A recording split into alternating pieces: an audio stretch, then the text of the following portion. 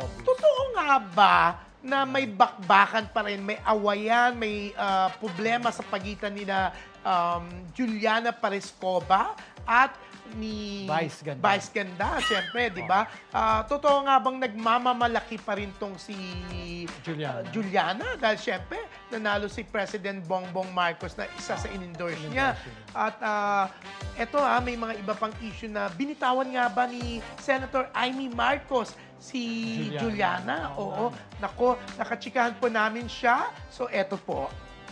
Uy, malapit ang Christmas. Oo nga. Tapos, syempre, panahon na ng mga forgiveness and may mga reconciliation. Nagbati na si Meme Vice at saka si Billy na mas matindi ang away. Hindi naman kayo ganun katindi. Talaga, political lang.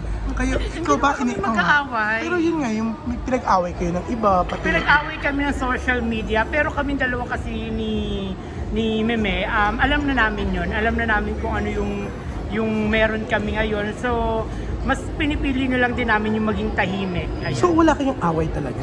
Wala naman. Siguro, hindi ko siya i-consider na away. Siguro misunderstanding because of the social media. Pero nag-uusap kayo? May nagkausap ba kayo? Nakita na ba kayo after ng mga... Actually, after ng election, nung bumalik ang Miss Q&A Season 3, na nabanggit nila ako on air, nag-thank you ako sa kanya, tapos nag-reply naman siya sa akin ng okay lang yun, deserve mo yun. Gumano naman siya. And then, etong magpasikat nila, nag-congratulate ako sa kanila, yung pag-reconcile nila Kuya Billy, nag-congrats ako sa kanya, ganyan. Ano sabi Okay naman niya? Okay naman, ganun pa rin. Kasi sa kami naman ni Meme, never naman kami nagkaroon ng long conversations lagi ganun. Pero Siyempre, sabi ba hindi kayo close?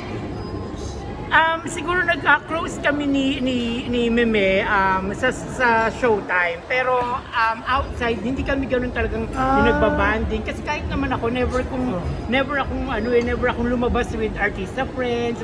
As in first time kung nagkaroon ng pang-araw-araw na kasama ko na taga-showbiz, si Daryl lang. Ayun. Oo, si Direk Daryl lang. So, tuloy-tuloy, parang part ka na ng team ni Direk Daryl. Oo nga, actually part na talaga ako ng team niya, and ang dami nga nung press ko ng Para Kang Papa Mo, tinatanong nga nila na parang lagi na akong kasama sa movie, and thankful naman ako kay Direk Daryl kasi talagang lagi niya ako kinukonsider, lagi niya akong sinasama, and siguro yung pinakamalaking blessing na nangyari sa akin na dumating si Daryl sa career ko, sa buhay mo. Oy, pero yun, pag nagba-blind item ba si Direk Daryl, di ba umuhula-hula ka rin? Oo. Alam mo rin lahat siya. Oo, alam mo. Humuhula nga ako. Baka naman ikaw nagpipid ng blind item. Minsan. Hindi, actually, yung iba alam ko, pero yung pag hindi ko alam, hindi na rin ako nagtatanong. Kasi syempre ayoko nang makiusisa. So pag may mga time na isi-share niya sa akin, uy, ganito, ganyan. Yung pala yun. So, sino ba talaga nagpa-booking since hindi pala si Kelvin? Hindi ko talaga alam. Yan ang hindi ko talaga alam. Wala akong idea. Dahil kung may idea ako, sana ubos na yung pera ko. Talaga? Magbubook ka ng 100,000 na night? Joke lang. Naku, sayang. Talaga. Oo. Pero Juliana, kasi may impression ng mga tao sa'yo, parang like yung fighting mode, parang kang palaban. Ngayon ba, iniwasan mo na yung ganung parang tingin ng mga tao sa'yo?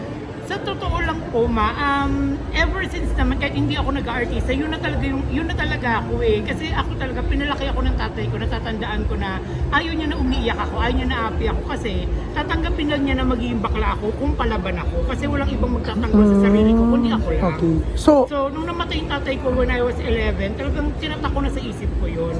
So, hindi mo iniyakan yung issue sa inyo ni Vice? May mga issues akong umiyak. Isa na rin yun. Yung issue Yung kay namin ni Vice. Vice, iniyakan ko yun. Nasaktan din ako in a way. Pero dahil nga sa misunderstanding ng social media, kumbaga nag-sink in na rin naman sa akin na, o baka hindi naman talaga ako yun. Or kung ako man yun, nasaktan na ako, ano pang gagawin, di ba? So, move on na lang. Nung umiyak ka sa issue sa inyo ni Vice, anong nauna? Kaliwa, kanan, o sabay? Yung gitna.